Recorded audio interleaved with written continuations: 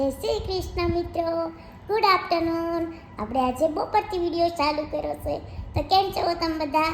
મજામાં જ થશો હે ને? તમે આગલા બ્લોગમાં તો જોયું થશે કે જેનું આપણે સ્કૂલે ગયા હતા. તો તમને એ વિડીયો જોવો ગમ્યો ને તો લાઈક શેર સબસ્ક્રાઈબ કરતા જજો. અને આ વિડીયોમાં લાઈક શેર સબસ્ક્રાઈબ કરતા જજો. અને છે ને આજ ગરમી બહુ છે, બહુ એટલે બહુ ગરમી છે. એટલે હું તો રૂમમાં બેઠી રહું, એથી ચાલુ કરી બહાર જાવ જ નહીં. બહાર જાઉં ને એટલે હું કાળી ન પડી જાઉં. મને મારી શરીરની ચિંતા બહુ હોય એટલે હું કાળી ન પડી જાઉં એટલે હું બહાર ન જાઉં. પણ આ ગરમીનું કરવું શું હવે? જો શું કરું? હું વોટર પાર્ક જાઉં તો એ સ્વિમિંગ પુલમાં હું ડૂબી જાઉં, કારણ કે સ્વિમિંગ પુલ મોટું હોય એટલે હું ડૂબી જાઉં. એટલે મારા પપ્પા મારી આટું શું લાવ્યા છે? મારા પપ્પા મારા આટું બાથટબ લાવ્યા છે. એ બાથટબમાં મારે નાહવાનું છે. તમારે જોવું છે ને? હું દેખાડું તમને. એમાં હું નાહીશ પણ છે ને એ બાથટબમાં તમે નહીં નાહી, હું એકલી જ નાહી ગઈશ. તમારે નાહવું હોય ને તમારે મોટું બાથટબ લેવું પડશે એટલે તમે સમાઈ જાઓ. અને આ બાથટબમાં તો હું એકલી જ સમાઈ જાઉં. તો તમને દેખાડું હું નાહું એને. ચાલ દે ચક્કી બજાવીશ ને ત્યાં હું બાથટબમાં પહોંચી જઈશ. 1 2 3. આપણે સ્વિમિંગ પુલમાં પહોંચી ગયા છીએ. કેવું લાગ્યું તમને મારું સ્વિમિંગ પુલ? અને છે ને હવે આપણે ઘડીક નાહવી ને મસ્તી કરવી. ચાલો. અમે છે ને ચપ ચપ કરવાની બહુ મજા આવે. મજા આવે તમને નાવાનું મન થતું છે ને મારું જોડે ખાય જ તે. તમે અહીંથી મોટું બાથટબ લઈ લો. આમાં તો હું એકલી બેસી શકું, તમને બેસી શકું. એવું છે ને નાવો હવે આવા ગુબારા નાખી. ગુબારા હાલો નાખો મળો.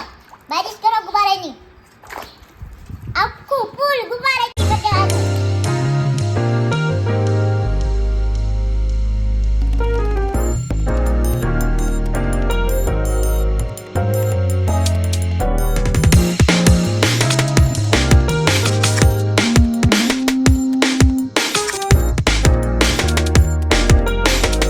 આપણા ગુલાબની પાકડીઓમાં નથી દે. આપણે શાહી સ્નાન કરાવી છે ને એટલે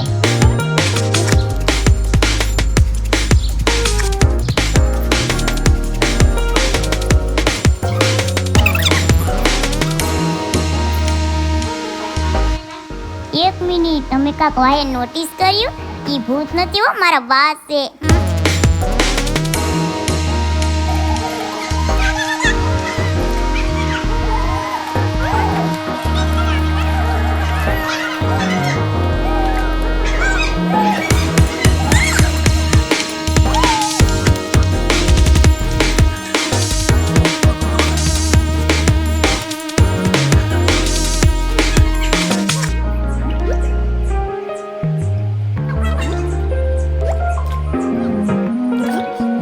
ગરમીમાં ઠંડીનો અહેસાસ કરવો હોય ને તો પૂલમાં બેસી જાજો એટલે મજા આવી જાય.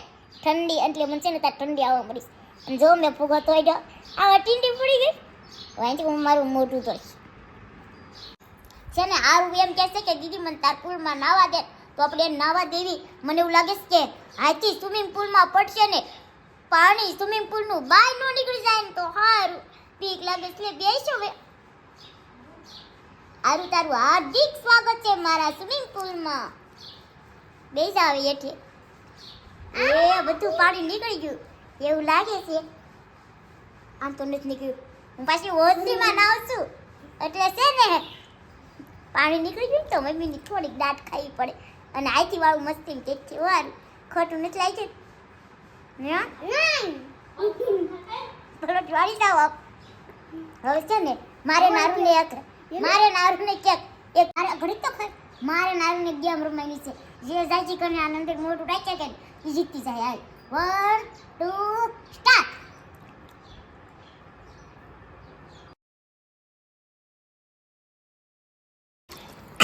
આપણે ગણપત દાદાને સ્નાન કરાવી દીધા છે અને જો લડ્ડુ ધરી દીધું છે.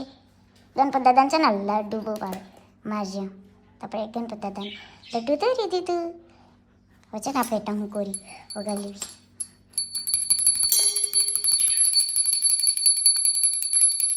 ગણપત દાદા જમી લે પછી આપણે જમી લેવી. હવે છે ને આપણે ગણપત દાદાને જમાડી દીધા છે. ત્યાં જે ગણેશ ચોથ છે ને ત્યાં આટલા લાડવાની અંદર 1 રૂપિયો નાખવાનો હોય. તે કેમાં હશે હું જોઈ જોઉં. એક જ લાડો મારે લેવાનો, એમાં રૂપિયો નીકળે તો આપણા ભાઈ કેમાં હશે. મને છે ને હું જોઈ લો પેલા તોડતી નહીં તો આમાં લાગીશ. એમાં નહીં હોય, આમાં હશે તોડવું હો.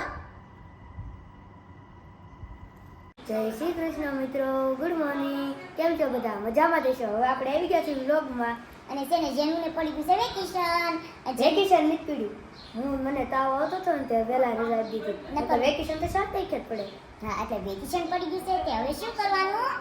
બહાર ફરવા જવાનું, એટલે કે ટ્રીપમાં જવાનું. એટલે છે ને અમારે એક ટ્રીપ ઉપર જવાનું છે.